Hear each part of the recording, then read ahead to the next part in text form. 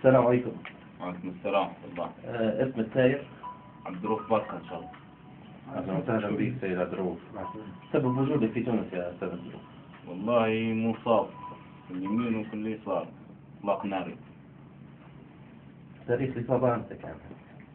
والله الظروف في طرابلس، هذه في دخلة طرابلس، بداية دخلة طرابلس، وهذه بعد بشوية بالظروف بعد. الله. مكان الإصابة؟ طرابلس. طرابلس. طرابلس. الله أكبر. هل يوجد تواصل ومتابعة من قبل لجنة متابعة الجرحى؟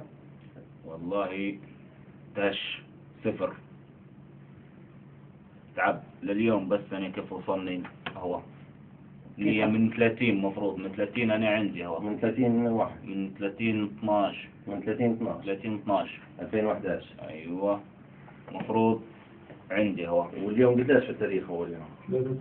اليوم 3/2/2012. أنت استلمتها اليوم بس؟ استلمت اليوم بس. 3/2/2012. صح عليك. شنو سبب التأخير؟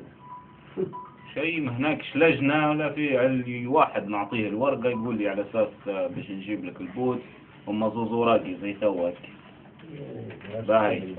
دولة خداها جاي دكتور من غازي خداها قال لي على أساس باش نجيب لك بوت منها معش بحث منظر قعدت الراجي فيه ويتوعد فيه هنا خلاص أنت قال لي.